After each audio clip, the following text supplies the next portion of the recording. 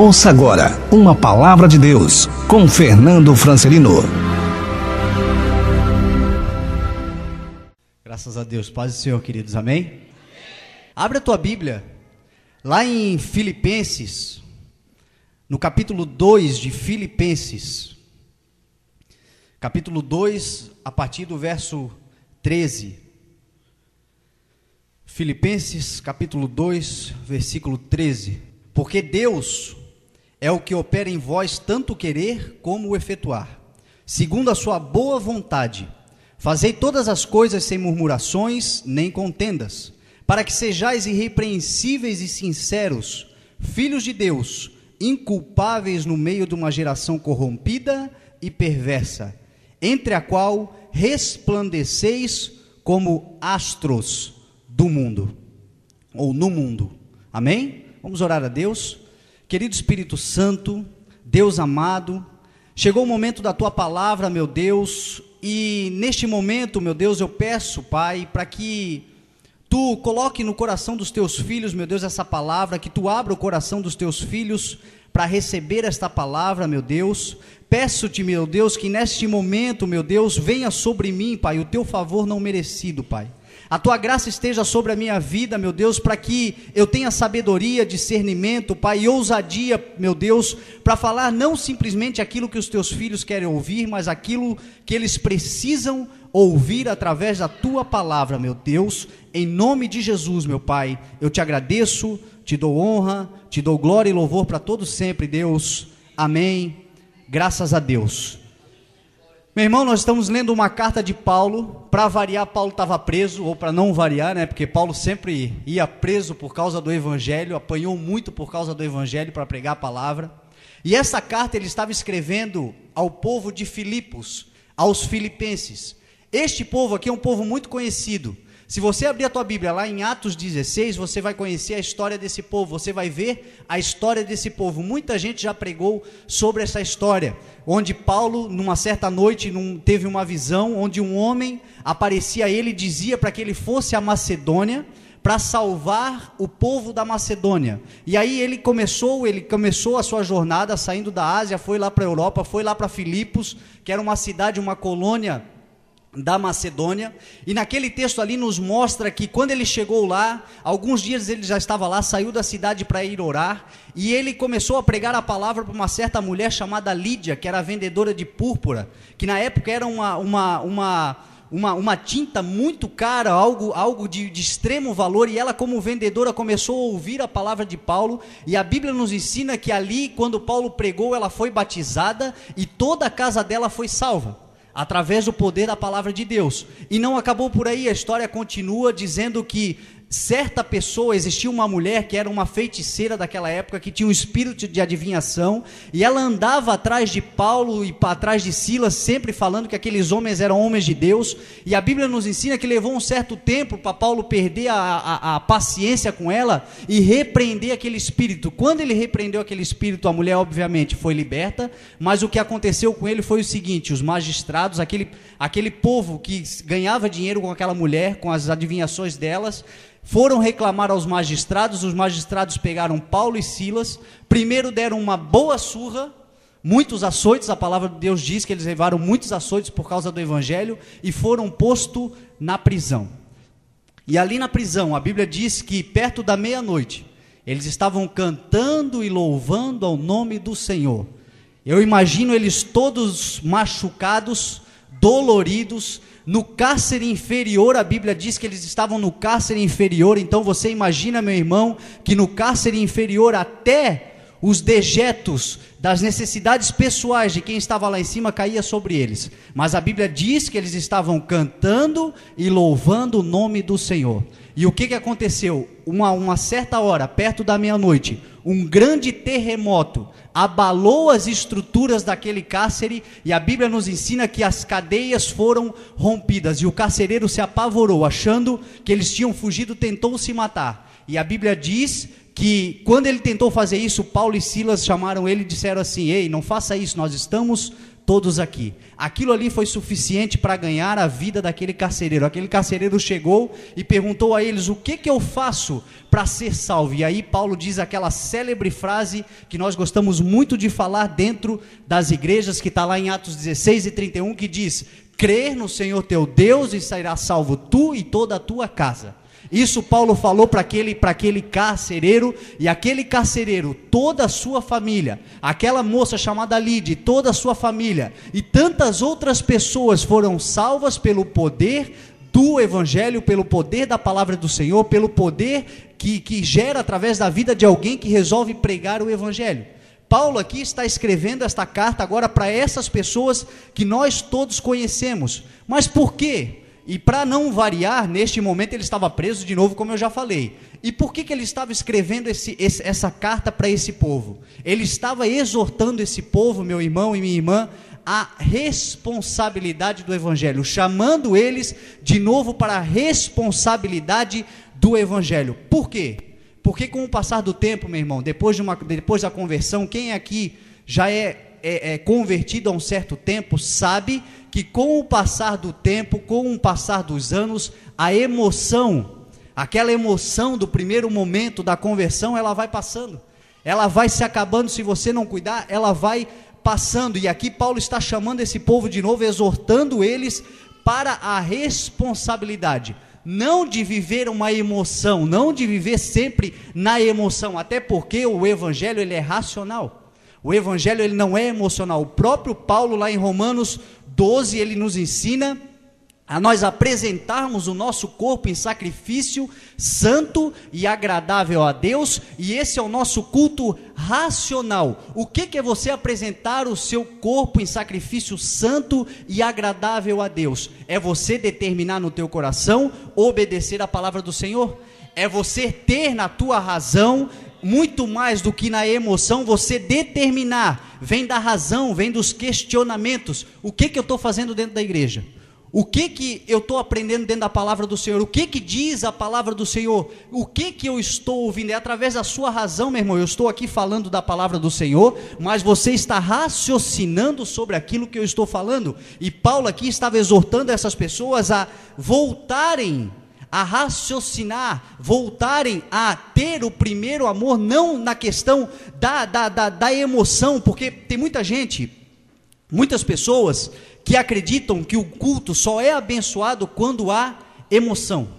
Tem pessoas que acham que é assim, que o culto só tem fogo, que o culto só tem avivamento quando há choro, quando as pessoas se emocionam de uma maneira extraordinária. E Paulo aqui está dizendo que é justamente o contrário. Paulo aqui está dizendo que nós raciocinamos, nós prestamos atenção naquilo que a palavra do Senhor é ministrada, e através dela nós aplicamos na nossa vida. É o que Paulo aqui está dizendo. Lá em 1 Coríntios, capítulo 3, Paulo fala sobre a questão de nós crescermos espiritualmente, nós deixarmos de sermos bebês na fé, que ele fala sobre o alimento sólido e sobre o leite, sobre nós deixarmos de tomarmos o leite e começarmos a comermos o alimento sólido, que fala do crescimento. Aqui Paulo está falando sobre isso, só que Jesus Cristo fala também que nós devemos ser como crianças. Jesus Cristo diz que aquele que não se fizer como uma criança, não herdará o reino dos céus. Hoje aqui nós cantamos algumas músicas que falam justamente sobre isso, quero ser como uma criança. Jesus fala isso lá em Mateus capítulo 18, em diante, você vai ver que Jesus Cristo fala isso. Só que criança, meu irmão, é diferente de bebê. Criança é muito diferente de um bebê. Se você for, quem aqui é pai sabe que existe diferença. Jesus Cristo, quando está falando de criança, ele está falando de você ter no teu coração a pureza de uma criança. Jesus Cristo, quando fala de uma criança, fala de você ter no teu coração a alegria de uma criança, a confiança que uma criança tem. Uma criança confia totalmente no seu pai. É disso que Jesus Cristo está falando quando ele nos chama, nos exorta a voltarmos a sermos como crianças. Se você pegar uma criança de 5, 6, 7 anos de idade, você vai ver que ela é completamente diferente de um bebê. Ela é pura de coração, ela tem o seu coração puro, ela tem essa virtude dentro do seu coração. Só que uma criança de 5, 6 anos, pastor, já usa a razão. Ela já é racional. Ela tem a pureza, ela não tem a malícia do pecado, ela não tem a malícia das coisas erradas do mundo, só que ela já tem a prudência de saber aquilo que é certo e aquilo que é errado. Ela depende totalmente do seu pai, mas ela depende do seu pai ao ponto de que se o pai estiver se ela estiver em cima de algum lugar e o seu pai pedir para que ela se joga no colo do seu pai, ela confia totalmente no seu pai, mas uma criança bem instruída que já usa a sua razão, não aceita balinhas de estranho na rua. E é isso que Jesus Cristo está nos exortando a sermos como crianças. E Paulo aqui está falando para esse povo que cresceu na fé, deixou de tomar o leitinho da emoção. Eles viveram um terremoto, eles viveram milagres, eles viveram sobrenatural, eles viram coisas grandiosas, mas Paulo foi embora, o tempo passou, o evangelho começou a ser racional, de aplicação da palavra de Deus diariamente na sua vida, e Paulo agora estava chamando aquele povo: ei, volta para a essência, volta para o evangelho, comecem a aplicar o evangelho nas suas vidas. Paulo aqui está falando para essa categoria, para esse tipo de pessoas que cresceram, passaram da fase do leitinho para a fase do alimento sólido. Criança depende totalmente dos pais. A criança depende totalmente do seu pai para sobreviver, mas ela já sabe se defender sozinha de muitas coisas. Isso, nós que somos pais sabemos disso, e é isso que Paulo aqui está exortando. E eu quero começar a mensagem falando pelo versículo 15. O versículo 15 fala, na parte B, diz assim: entre ao qual resplandeceis como astros do mundo. Paulo aqui está dizendo que nós somos astros do mundo, que nós somos luz, nós somos estrelas nesse mundo, nós temos luz dentro dos nossos corações. O próprio Jesus Cristo disse lá em Mateus 5, quando ele começa o sermão da montanha: vós sois a luz do mundo, não se pode esconder uma cidade edificada sobre a montanha. Jesus Cristo aqui fala isso, ou seja, você é luz, você tem luz dentro do teu coração. Você, Paulo aqui está dizendo, cheio do Espírito Santo de Deus, que você é um astro. Olha para o teu irmão aí do teu lado aí e diz assim: ó, você é um astro. Amém? Vocês confiam na palavra do Senhor? E aí Paulo aqui está dizendo isso. E por que eu estou começando a falar sobre isso? Porque se você for olhar hoje no mundo, meu irmão, se você for olhar hoje lá fora, o que é sinônimo de celebridade lá fora? O que é sinônimo de astros, de estrelas lá fora no mundo? Sinônimo de estrelas, sinônimo de astros lá fora no mundo é sexo, droga e rock and roll.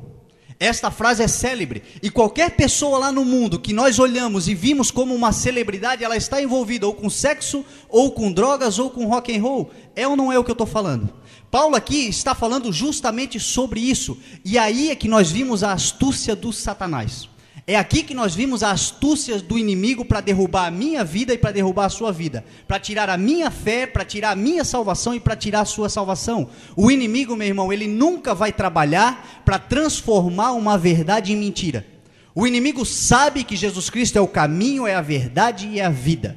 Ele sabe que ele não tem como transformar uma verdade em mentira. Então o que ele faz? Ele procura meios de perverter aquilo que é verdade. Como é que ele perverte a verdade? Ele procura meios de transformar a verdade em algo falsificado. Olha as falsificações, olha as cópias, contrabando. É assim que o inimigo trabalha. Pirataria, ou seja, pirataria, contrabando, falsificações, tudo isso é obra do maligno, e é assim que ele trabalha hoje para tirar de dentro do teu coração a consciência, a certeza que Deus te dá, que você tem luz, nos fazendo olhar para pessoas que falsificadamente nós acreditamos muitas vezes que são estrelas. E por que eu estou dizendo isso? Porque grandes personalidades no mundo movimentaram o mundo e impactaram grandes gerações. Eu vou pegar aqui alguns exemplos que é para alcançar todo mundo. Vamos começar lá pelos anos 50. O grande, conhecido rei do rock and roll, quem era? Elvis Presley. Nós conhecemos a história de Elvis Presley, nós sabemos que Elvis Presley transformou uma geração, ele impactou uma geração de uma forma poderosa através do seu ritmo, através do seu talento, através do dom que ele tinha. E a Bíblia, e nós conhecemos a história, nós sabemos que Elvis Presley foi um grande astro, uma grande celebridade. E como é que Elvis Presley morreu, você sabe? Elvis Presley morreu vítima de vícios, vítima das drogas, vítima de uma vida totalmente avessa àquilo que nós imaginávamos, aquilo que aparentava ser. Mas aí eu te pergunto, você conhece a história de Elvis Presley desde o início? Elvis Presley, até os 17 anos de idade, ele era membro da primeira igreja Assembleia de Deus de Memphis. Ele foi criado dentro da igreja. Elvis Presley conhecia a palavra do Senhor. Existe um grande ministro do evangelho, um grande evangelista conhecido nos anos 80 e 90, chamado Jimmy Swaggart. Quantos aqui já ouviram falar de Jimmy Swaggart? Vocês lembram que ele era muito conhecido nos anos 80, 90, tinha programas por todo o mundo, no Brasil ele tinha em rede nacional. Uma vez o meu pai conseguiu trazer ele aqui no Santuário da Família, no CI, parou a cidade por causa de Jimmy Swaggart. E você sabe de quem que Jimmy Swaggart era primo? Jimmy Swaggart era primo de Elvis Presley. Eles cresceram juntos, eles eram primos, eles conheceram a palavra, eles viveram de acordo com a palavra, só que um acreditou que era astro, acreditou que a estrela, que a luz do Senhor brilhava sobre a vida dele, viveu o evangelho, deu muitos frutos, ganhou muitas almas para Jesus e está vivo até hoje, proclamando o evangelho. E o outro, meu irmão, o outro ganhou o mundo, mas a palavra do Senhor nos ensina, do que adianta você ganhar o mundo inteiro e perder a sua alma? Existe um outro muito famoso, que nós também conhecemos como o rei do pop, chamado Michael Jackson. Também impactou toda uma geração, a minha geração conheceu ele. Tudo o que você vê hoje, meu irmão, nos shows, em matéria de luzes, em matéria de efeitos, tudo isso, em matéria de musicalidade, tudo isso veio a partir da vida de Michael Jackson.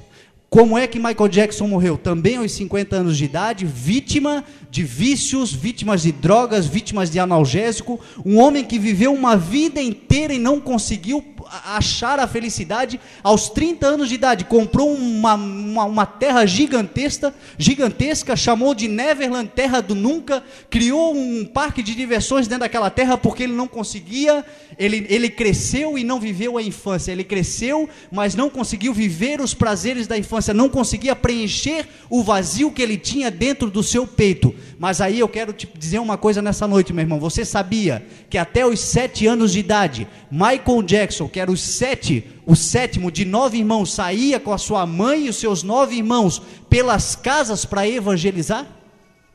Ele evangelizava quando ele era pequeno, era uma outra pessoa que cresceu conhecendo a palavra. Cresceu conhecendo sobre a palavra e deixou com que o inimigo trabalhasse exatamente onde ele trabalha, pervertendo a verdade. Começou a deu brecha para o inimigo destruiu a vida dele. Amy Winehouse, a mais nova aí, a pessoa aí que chocou o mundo com a sua morte por causa de vícios, de drogas, vícios na sua vida, morreu aos 27 anos de idade, filha de pais judeus. Conhece a Bíblia melhor do que nós, conhece a palavra do Senhor melhor do que nós, conhecia. No entanto, meu irmão e minha irmã, perderam a sua alma, porque não entenderam que a luz do Espírito Santo brilhava dentro deles, vivia brilhando dentro deles, começaram a olhar para as brechas, começaram a ver os de fora, começaram a ver o mundo, a perversão da verdade, lá fora, como a verdade, como a luz, como astros, como celebridades. E a palavra do Senhor nos ensina que os dons e os chamados de Deus são irrevogáveis. Eles nunca perderam os dons deles, só que eles usaram os dons deles, meu irmão, no lugar errado. E nós perdemos grandes talentos que poderiam estar colaborando para que o evangelho fosse propagado. E aqui o Senhor está dizendo, Paulo está dizendo aqui, que na verdade, meu irmão, quem é astro, quem tem luz, quem tem a luz do Espírito Santo de Deus dentro da sua vida é você. A Bíblia aqui está nos dizendo que quem tem luz é você que de repente levanta cedo, trabalha de uma maneira digna e uma maneira cansativa para dar uma condição dos seus filhos estudarem, você que ensina os seus filhos no caminho onde eles devem andarem, para que ainda assim quando eles crescerem eles não se desviem no caminho. A Bíblia nos ensina que é você que tem luz, é você, meu irmão e minha irmã, que guarda a palavra do Senhor dentro do teu coração para não pecar contra o Senhor, é aquele que tem luz dentro de você. O Senhor aqui está dizendo para você parar de prestar atenção naqueles lá fora. É você que tem luz. Os jovens muitas vezes que olham para celebridades desejando um dia quem sabe ser como eles. Celebridade é o teu pai que tem trabalhado de uma maneira digna para te dar a condição de você ter o que você tem. Celebridade é aquela pessoa que levanta cedo para orar, que ora na madrugada, que busca a Deus. Estas pessoas são os verdadeiros exemplos, as verdadeiras celebridades, as verdadeiras pessoas que nós temos que nos espelharmos, como está lá em Hebreus 11, que chama os heróis da fé. Não, cuidado, meu querido e minha querida, principalmente jovens. Eu sei que tem muitos jovens aqui dentro, com os referenciais que nós tomamos para as nossas vidas de um dia alcançar, um dia almejar. O inimigo vai lançando seta, o inimigo vai te enganando, o inimigo vai roubando aquilo que você tem de dentro de você, que é a verdadeira luz, e te perverte, meu irmão e minha irmã, te leva para a pirataria. E qual é o final da pirataria? O final de toda a pirataria é ser incinerado. Você vai ver que tudo que é pirateado, meu irmão, vai terminar num forno da Polícia Federal pegando fogo. E é assim que acontece com muitas vidas, com muitos talentos, com muitas pessoas que poderiam exercer os seus dons para a honra e glória do nome do Senhor, e terminam num forno, assados, queimados, perdem, morrem eternamente, porque resolveram piratear os seus dons, foram iludidos pelo inimigo. E aqui Paulo está falando justamente sobre estas pessoas. Salmo 97 diz assim: a luz semeia-se para o justo e a alegria para os retos de coração. É você que ilumina o caminho, meu irmão. É você que ilumina na sua casa, é você que ilumina no seu trabalho, é você que ilumina as pessoas que estão à sua volta, como Jesus Cristo disse: vós sois a luz do mundo, assim resplandeça a vossa luz diante dos homens, para que vejam as vossas boas obras e glorifiquem ao vosso Pai que está nos céus. Eu comecei falando sobre isso, meu irmão, porque muitas pessoas de repente chegaram aqui numa condição se achando meio apagados, achando de repente que a tua luz não está brilhando, achando de repente que você não tem mais o brilho do Espírito Santo de Deus dentro do teu coração. E a palavra do Senhor nos ensina lá em Isaías 42 verso 3, que o Senhor não apagará o pavio que fumega. Você pode até ter entrado aqui fumegando, meu irmão, mas hoje você vai sair daqui resplandecendo com a luz do Espírito Santo de Deus dentro da tua vida, em nome de Jesus. Glória a Deus. Glória ao nome do Senhor. E aí Paulo diz assim: fazei todas as coisas sem murmurações e sem contendas. Meu irmão, está aqui o que acaba com o teu relacionamento com Deus. Está aqui o que destrói tudo aquilo que Deus tem feito na tua vida. Aquilo que, se você não controlar, meu irmão, você tem um pequeno órgão, a palavra do Senhor nos ensina, que se você não controlar, contamina e apodrece todo o teu ser, chamado língua. É a murmuração, o falar baixinho, a fofoca no final do culto, aquelas conversinhas que nós fazemos muitas vezes para falar mal das pessoas. É isso que destrói o teu relacionamento com Deus. E Paulo aqui está dizendo: fazei tudo sem murmurações e sem contendas, para que a luz continue brilhando dentro do teu coração. Nós gostamos muito de usar um texto ou um exemplo na Bíblia, e aliás eu acredito que até seja o maior exemplo, existem muitos outros, mas o maior exemplo na Bíblia de murmuração e de quem perde a bênção por causa da murmuração é o povo de Israel. O próprio povo de Deus que saiu do Egito, 430 anos de escravidão no Egito. Deus teve misericórdia daquele povo, Deus tirou aquele povo do Egito e prometeu levá-los a uma terra prometida, uma terra que mana leite e mel. E a palavra nos ensina que por causa da murmuração, esse povo não chegou lá. A geração que saiu do Egito não conseguiu chegar à terra prometida. E o povo de Israel, meu irmão, somos eu e somos você hoje. O povo de Israel é considerado a igreja do Senhor hoje. O deserto, meu irmão, é a vida que você leva. Não pense, se alguém pregou para você que a terra que mana leite e mel, meu querido, é aqui nessa terra, não é aqui nessa terra. A terra que mana leite e mel é a glória, nós somos eternos, nós vamos para o céu, nós vamos para Jerusalém celestial. Esta é a terra que mana leite e mel. Nós estamos atravessando um deserto, o deserto é lugar de passagem. Tanto nós quanto os ímpios estão atravessando um deserto. Você, enquanto estiver nessa terra, enquanto você estiver dentro dessa carne, você estará atravessando um deserto. Mas aí qual é a diferença entre quem serve a Deus e quem não serve? A provisão. Quem serve a Deus, meu irmão, tem provisão no deserto. É aí que está a diferença. Tem a mão do Senhor sobre a tua vida, tem a garantia que você não vai morrer eternamente no deserto. O Senhor me deu um estudo sobre, inclusive virou um livro sobre algumas características, alguns obstáculos que o povo de Israel passou quando saiu do deserto e enfrentou, quando saiu do Egito e enfrentou na caminhada do deserto, alguns obstáculos que nós também vamos enfrentar. Deserto é lugar de sequidão, por exemplo, pastor. O deserto é um lugar seco, é um lugar onde não tem água, meu irmão, é um lugar onde, se você viver sem água, um dia você morre. Só que a palavra do Senhor nos mostra, nos ensina que lá no deserto o Senhor, para aquele povo, tirava a água da rocha.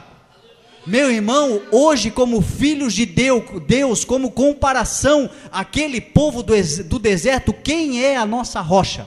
A nossa rocha chama-se Jesus Cristo de Nazaré. E a palavra nos ensina lá em Apocalipse 22, verso 17, que Ele é a água viva. Quem tiver sede, venha a mim e beba de graça da água da vida. Jesus Cristo falou, Ele é a rocha e dentro dessa rocha tem água, meu irmão, e não vai deixar você morrer de sede no deserto. É isso que ensina a palavra do Senhor. Só que a verdade aqui, meu irmão, muitas pessoas não levam em consideração, é que Jesus Cristo disse assim, quem tiver sede, venha a mim e beba. Você tem que vir, meu irmão, você tem que dar o primeiro passo, você tem que determinar no teu coração, ir até o Senhor, usando os talentos, usando os dons que Deus te deu, usando aquilo que Deus te deu, meu irmão e minha irmã, para ganhar vidas, ir até Jesus, para você beber a água da rocha. Isso é o que ensina a palavra do Senhor. Com que Moisés tirou água da rocha? Através do cajado. O cajado de Moisés, meu irmão, era o sinônimo do dom, do talento que ele tinha, do poder que ele tinha. Meu irmão, Deus te deu cajado também. Você tem talentos, você tem dom, você tem poder. Quando você aceita o Senhor Jesus Cristo como seu único e suficiente Salvador, a palavra do Senhor nos ensina que desce poder sobre a tua vida. Nós temos poder, e esse poder nós vamos usar para beber da água da vida. A água da vida, meu irmão, que desce do trono de Deus, passa pelo altar e hoje está tirando a tua sede em nome de Jesus. Graças a Deus. Deserto é um lugar de inimigos. Olha só que interessante. É no deserto, meu irmão, que os inimigos se revelam. Foi no deserto, é naquele momento de solidão, de sequidão, de você estar sozinho, que o inimigo se revela na tua vida. Todos os inimigos do povo de Israel se revelaram onde? No deserto. E o Senhor destruiu a todos eles. Por quê? Porque eles obedeciam a palavra do Senhor. Jesus Cristo, a palavra do Senhor nos ensina que Jesus Cristo foi levado pelo Espírito ao deserto para ser tentado. Foi no deserto que o inimigo se revelou contra a vida do Senhor Jesus Cristo. E o que salvou Jesus Cristo naquele deserto, meu irmão? Foi o conhecimento da palavra. Foi quando o diabo tentava entrar na mente dele e tentava convencê-lo a fazer aquilo que o diabo queria. Ele proclamava, ele falava da verdade, ele falava da palavra, ele falava do conhecimento da palavra, e o inimigo era derrotado. A palavra do Senhor nos ensina: conhecereis a verdade e a verdade vos libertará. É através do conhecimento da verdade, meu irmão, que você se torna livre de todos os inimigos que se levantam contra a tua vida. A importância, meu irmão, de você conhecer a palavra, de você buscar o conhecimento da palavra. A Bíblia nos ensina, a história nos ensina, a geografia nos ensina que o deserto é um lugar de solidão. A palavra nos ensina isso. O deserto, meu irmão, é um lugar de solidão. E quantas vezes nós nos sentimos sozinhos na vida, pastor? Quantas vezes que nós estamos, às vezes, cercados por uma multidão, nos sentindo sozinhos? Esses artistas que eu falei, a grande maioria deles é assim. Existem tantos outros que conhecem a palavra, que estão vivendo uma mentira, só que nós não sabemos ainda. Lá na frente estoura um escândalo, a gente fica sabendo. E aí a gente vê que tudo aquilo era uma ilusão. Vivem cercados de uma multidão, mas solitários. E a palavra do Senhor está nos dizendo aqui que o deserto é um lugar de solidão. Mas com Deus, meu irmão, é diferente. Com Deus tem lá o Salmo 91 que diz: aquele que habita no esconderijo do Altíssimo, a sombra do Onipotente descansará. É abrigo. Deus é um Deus de abrigo. Deus é um Deus, meu irmão, que te protege. Deus é um Deus que não te deixa sozinho, ainda que você esteja no deserto. Verso 9 diz assim: porque tu, Senhor, és o meu refúgio, o Altíssimo é a tua habitação. Salmo 91, verso 9. Deus é um Deus de abrigo para aqueles que estão atravessando o deserto. Deserto é um lugar onde existem contrastes atmosféricos. De dia é 50 graus, de noite é menos 0, é menos 1, menos 2, é assim no deserto, e a nossa vida não é diferente. Tem hora que nós estamos bem, tem hora que nós estamos mal, tem hora que nós estamos por cima, tem hora que nós estamos por baixo, tem hora que nós temos toda a felicidade, no mesmo dia a tristeza vem. É lugar de contraste. A sua vida, meu irmão, você passa por contrastes atmosféricos, você passa por isso, por contrastes emocionais, por contrastes, você passa por isso no deserto. Só que com Deus, meu irmão, o próprio Salmo 91 no verso 5 e 6 diz: não temerás espanto noturno, nem seta que ande de dia, nem peste que ande na escuridão, nem mortandade que assole ao meio-dia. Isso tudo é contraste. A palavra do Senhor está nos dizendo que nós não temeremos, porque nós estamos com o Senhor. E a palavra se confirma no verso 7, onde diz: 1000 cairão ao teu lado, 10.000 à tua direita, e tu não serás atingido. Isso é o que diz a palavra do Senhor. Graças a Deus. Glória a Deus.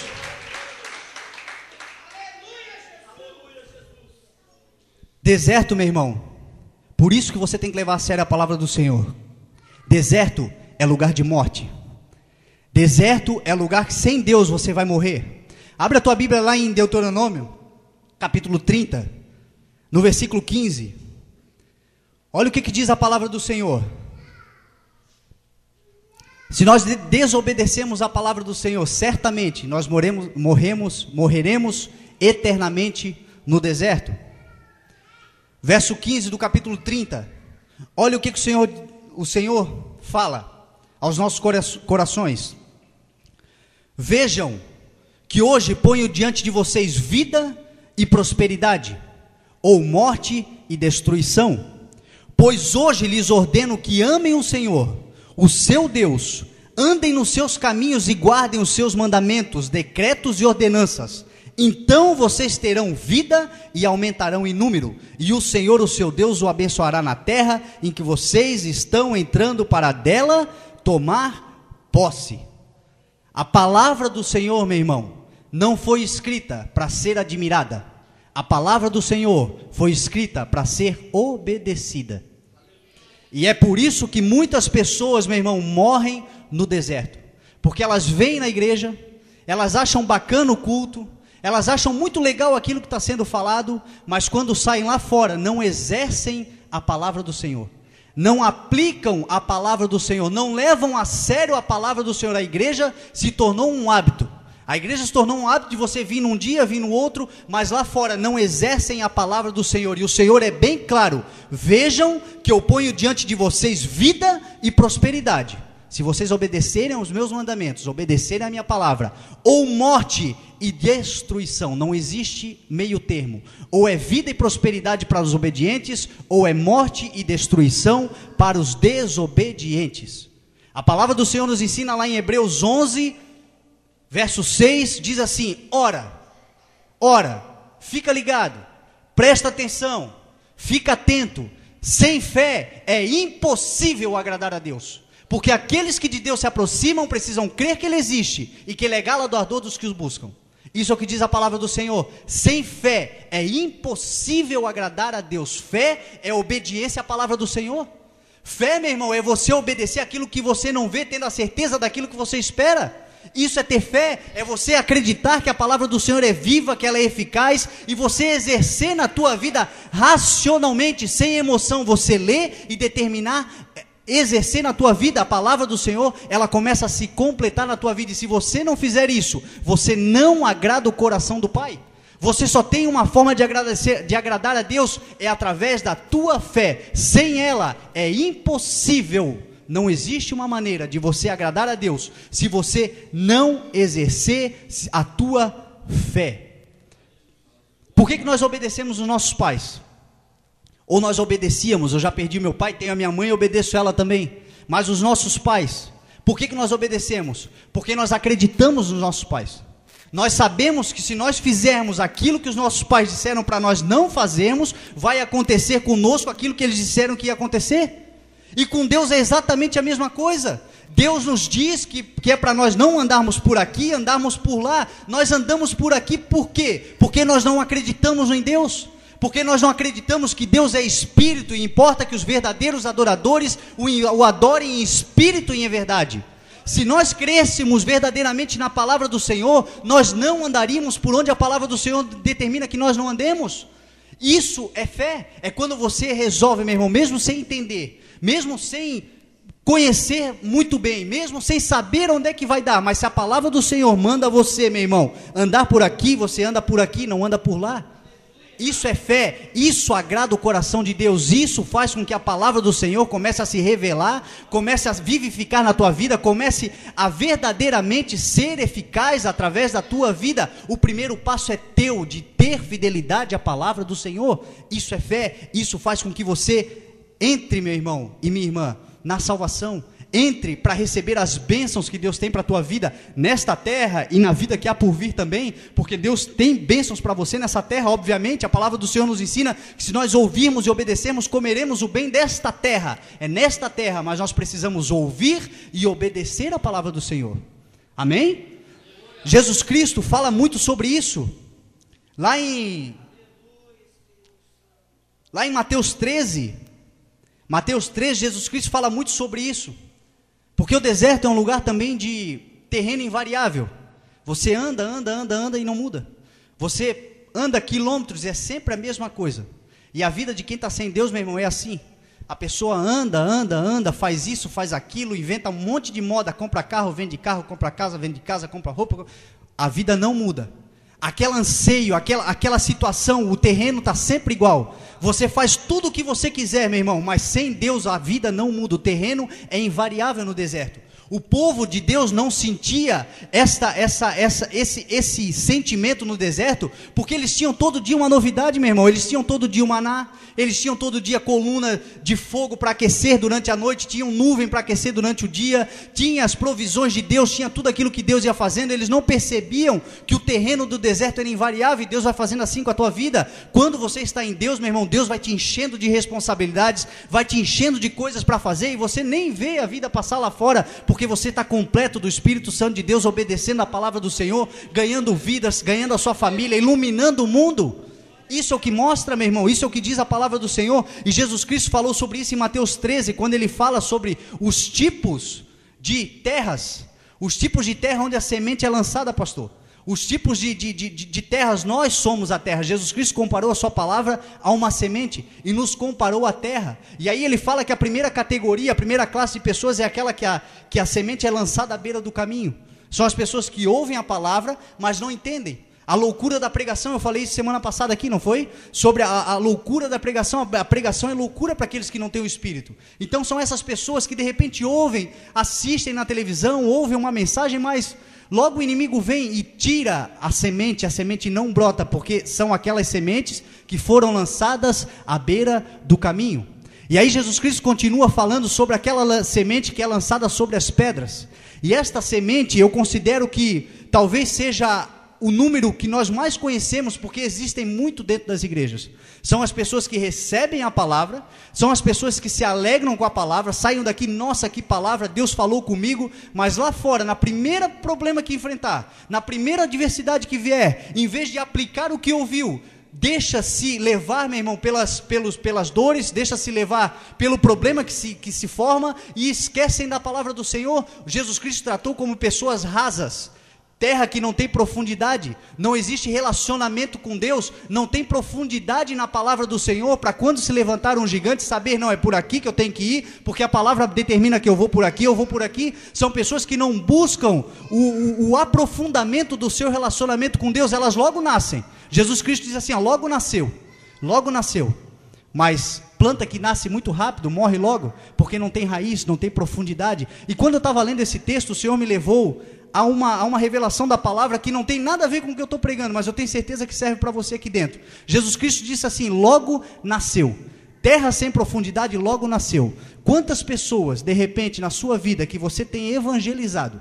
Porque a palavra do Senhor nos determina a evangelizar. E quando você tem o Espírito Santo de Deus dentro do teu coração, você tem a necessidade de falar de Deus para alguém. Você quer evangelizar alguém. Só que muitas vezes você evangeliza, meu irmão, e parece que não nasce. Parece que não vai mudar, parece que a pessoa não está nem aí para você. Mediante essa palavra, meu irmão, eu quero te dizer que o que está acontecendo não é maldição, é bênção. Sabe o que isso significa? Que é uma terra profunda. Isso significa que quem você está evangelizando é uma terra profunda. A palavra, a ciência nos ensina que uma semente, quando ela brota, quando ela germina, primeiro nasce as raízes. Meu irmão, se você já plantou a semente no coração de alguém, pode ter certeza que essa semente já germinou. Existem raízes sendo formadas e pela profundidade da terra vai nascer uma árvore frutífera, uma árvore abençoada, e você vai poder se orgulhar porque foi você que pregou para essa pessoa. Isso é o que ensina a palavra do Senhor. A única coisa que você tem que fazer, meu irmão, é não deixar essa semente morrer. Volta e meia, passa ali e joga uma aguinha. Passa ali e rega. Não se esqueça de regar a semente que você plantou, mas no tempo certo você vai glorificar a Deus, porque a palavra do Senhor nunca volta vazia.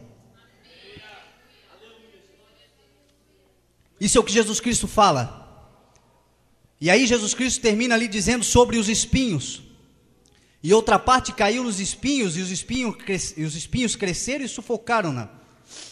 São aqueles que ouvem a palavra, mas os prazeres do mundo, Jesus Cristo diz, os prazeres do mundo lá fora impedem com que essa pessoa venha para a igreja, porque aquilo que ela tem lá fora, para ela é mais importante do que vida com Deus. Ela está bem, ela considera que tudo está ótimo, ou seja, isso impede da pessoa buscar a Deus. E o próprio Jesus Cristo nos ensina, meu irmão, que nós não podemos adorar a dois senhores.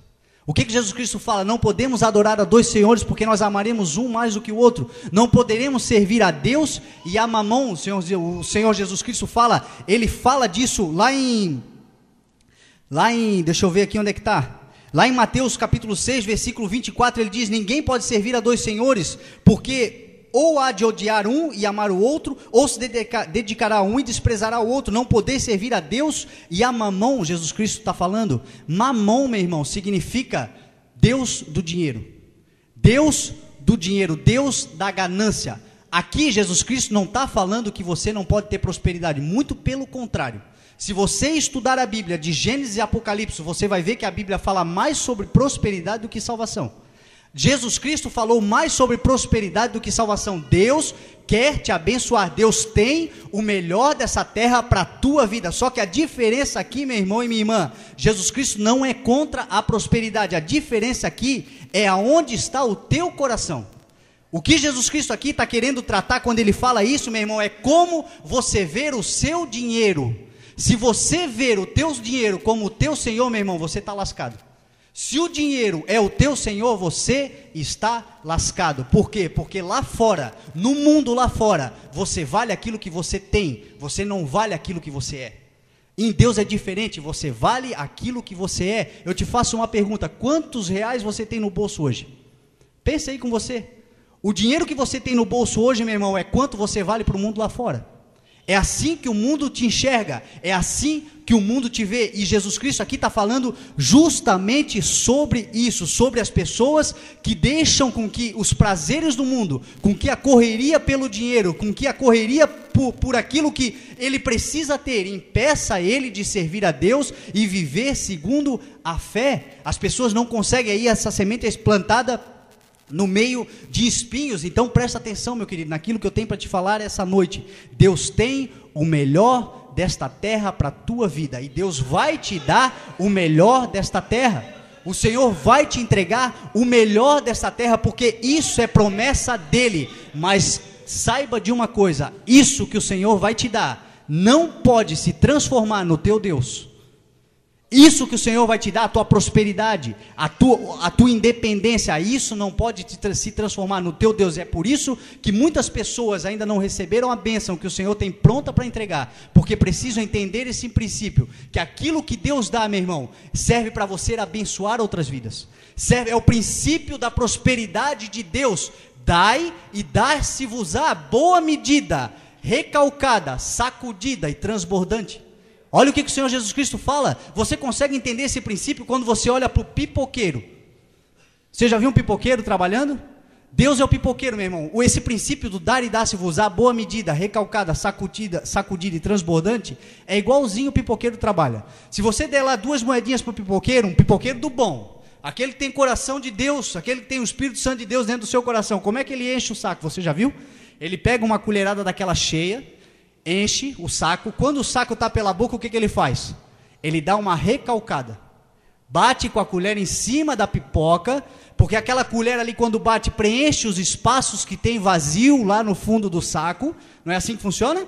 E quando preenche aqueles espaços vazios, o que ele faz? Ele dá mais uma sacudidinha, que é para ajeitar a carga, que é para preencher o resto daquilo que estava dentro do saco, para não faltar espacinho nenhum. E aí o que ele faz? Ele vem e dá mais uma colherada, e aquela colherada transborda. Você sai com o seu saquinho caindo pipoca pelo chão. É exatamente assim que Deus faz, meu irmão.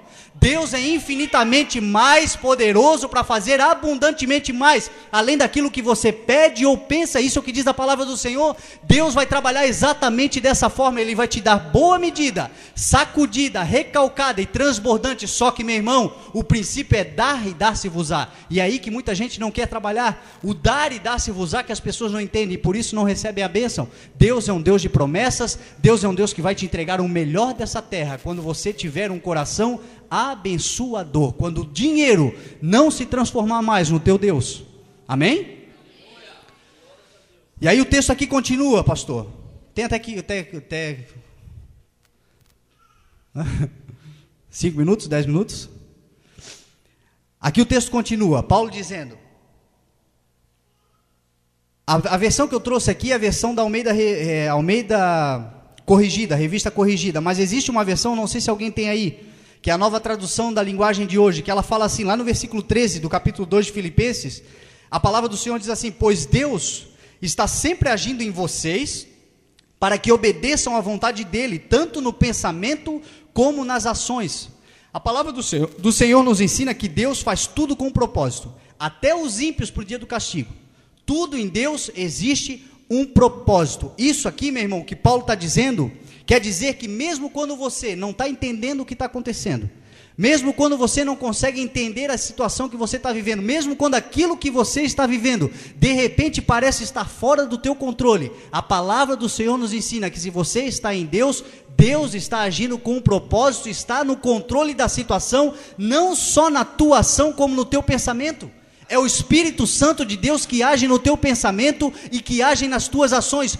Tudo que Deus faz, meu irmão, tem um propósito, e eu creio na palavra do Senhor, mesmo quando aquilo que está acontecendo na minha vida, meu irmão, não parece ser aquilo que eu imaginei, aquilo que eu quero, aquilo que eu determinei na minha vida, meu irmão, de repente me traz medo. A palavra do Senhor nos ensina lá em Salmos 34, que o anjo do Senhor acampa-se ao redor dos que o temem e os livra. O anjo do Senhor, meu irmão e minha irmã, está acampado do seu lado, te livrando de todo mal, de toda seta, de tudo que se levanta contra a tua vida. Ainda que você não entenda, Deus está operando tanto no teu agir, quanto no teu pensar.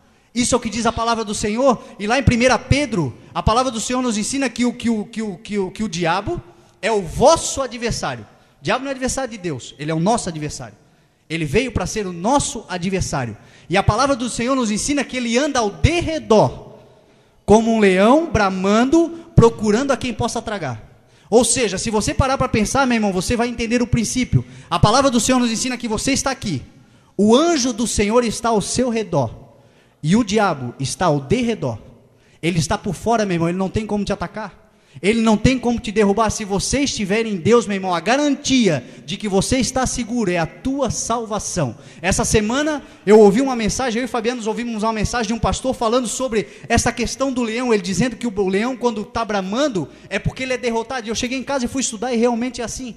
Se você for acompanhar, se você assistir um canal aí sobre animais e você vê que em um certo momento alguns leões vão tomar a posse daquele leão, vão tomar o harém daquele leão, a ciência nos mostra que quando aqueles leões vêm chegando, o leão que é proprietário, o leão que é dono do harém, ele começa a rugir. Sabe o que é o rugir, o bramar aqui do leão, meu irmão? Significa derrota. Significa que quando o diabo começa a bramir, ele está bramindo ao teu volta, está rugindo à sua volta, porque ele é um derrotado. Você já viu o ataque de leão? Ataque de leão é no silêncio, meu irmão. O leão se esconde atrás de uma moita para pegar a sua presa, ou seja, leão bramindo, meu irmão, o diabo bramindo significa que ele é um derrotado. Enquanto pessoas estão falando mal de você, enquanto pessoas estão atacando você, enquanto pessoas estão dizendo, falando e acontecendo contra a tua vida, significa derrota, significa que o inimigo é um derrotado. Ele só tem uma coisa a fazer, meu irmão, é te caluniar. Ele só tem isso a fazer. Então não tenha medo, meu irmão e minha irmã, de pessoas à sua volta falando mal, pessoas rugindo, pessoas agindo contra a tua vida. Isso é sinônimo de derrota. Amém? Graças a Deus. E aqui para nós encerrarmos, Paulo diz assim: fazei todas as coisas sem murmurações e sem contendas, para que sejais irrepreensíveis e sinceros, filhos de Deus, inculpáveis no meio de uma geração corrompida e perversa, entre a qual resplandeceis como astros do mundo. Por que você deve permanecer, meu irmão e minha irmã? Irrepreensível. Porque você é um instrumento de Deus para iluminar as pessoas.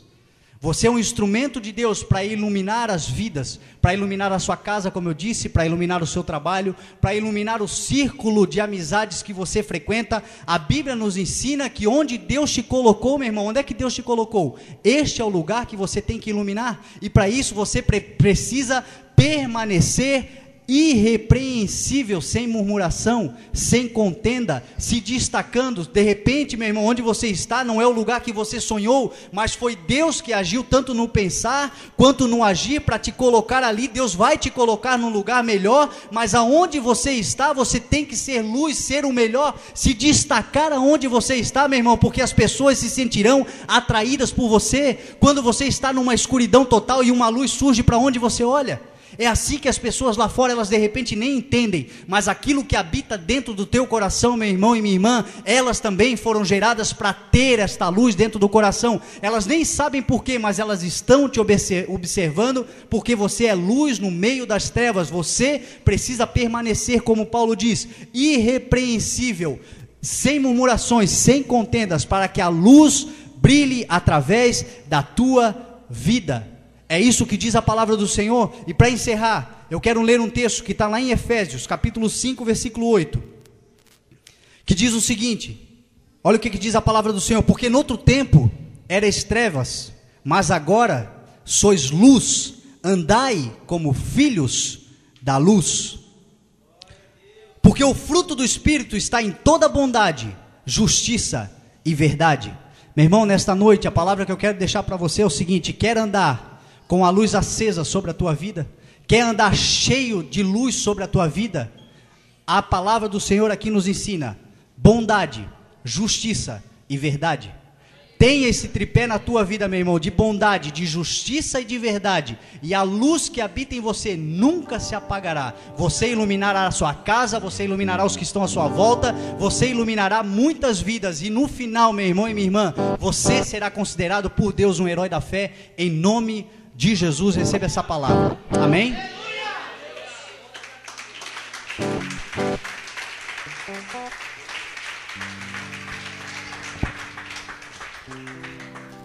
Enquanto o louvor vai cantando uma música de adoração ao nome do Senhor, esse louvor tão ungido, é uma bênção, viu, pastor? A gente está aqui, o louvor está tocando, a vontade é de nem subir, sabe? A gente vai sendo cheio da presença do Espírito Santo de Deus. Amém.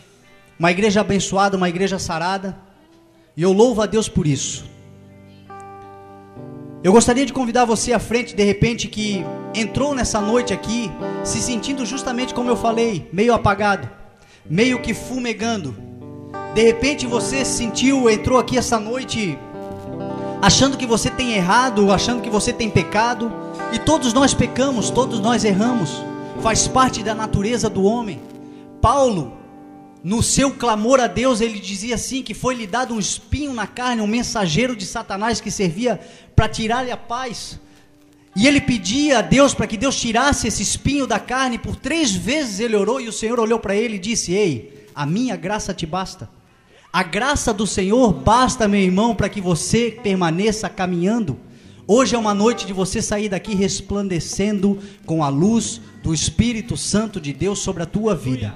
Então, se você, meu irmão, quiser receber uma oração, sair daqui com essa luz resplandecendo dentro do teu ser, o Espírito Santo de Deus que habita em você, meu irmão, saia do teu lugar, vem aqui à frente, vamos adorar a Deus. Venha orando a Deus, vamos glorificar. Agora é hora de enaltecer, glorificar o nome do Senhor, meu irmão. É o nome do Senhor que tem que ser exaltado nesse local, em nome de Jesus. Aproveite esse momento que o louvor vai cantar para agradecer a Deus, porque até aqui, meu irmão, foi o Senhor que te ajudou. Você pode ter chegado aqui, meu irmão, fumegando, mas o fato é que você ainda tem luz. Você tem luz porque você está respirando. Você tem luz porque a sensação que você tem, meu irmão, de que não pode viver sem o Espírito Santo de Deus, que não pode viver sem Deus, é a certeza de que Deus habita em você.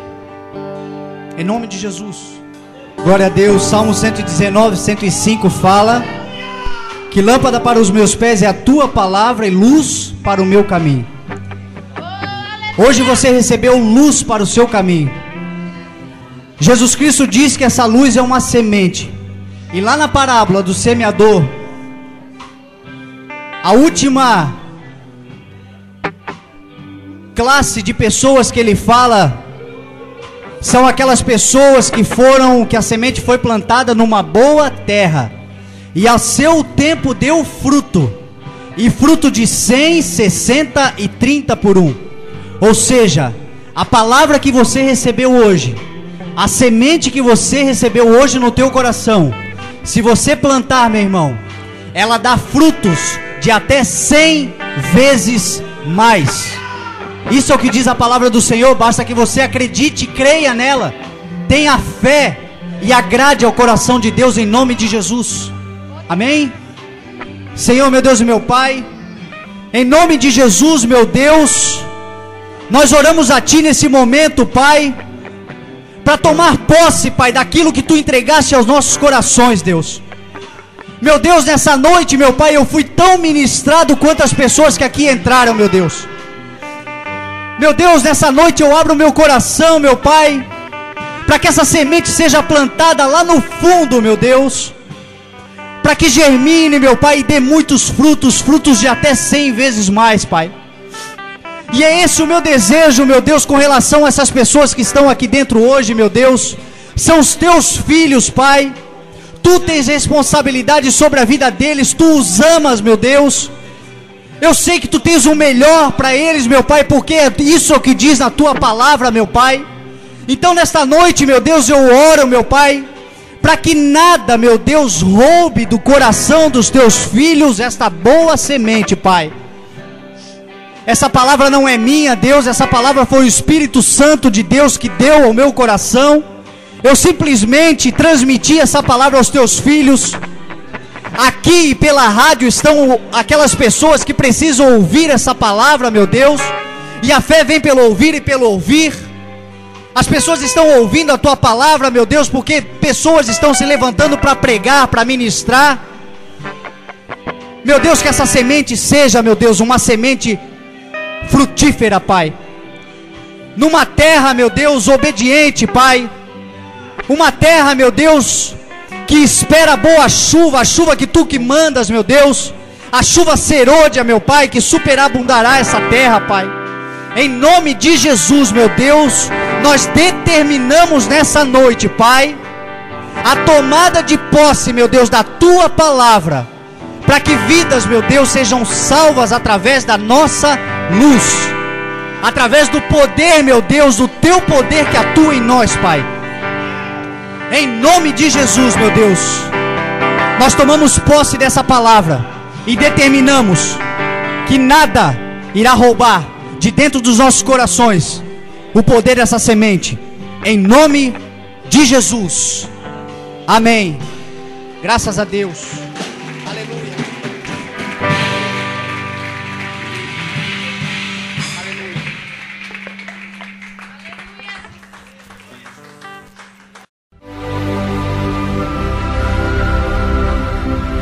Você ouviu a Palavra de Deus com Fernando Francelino.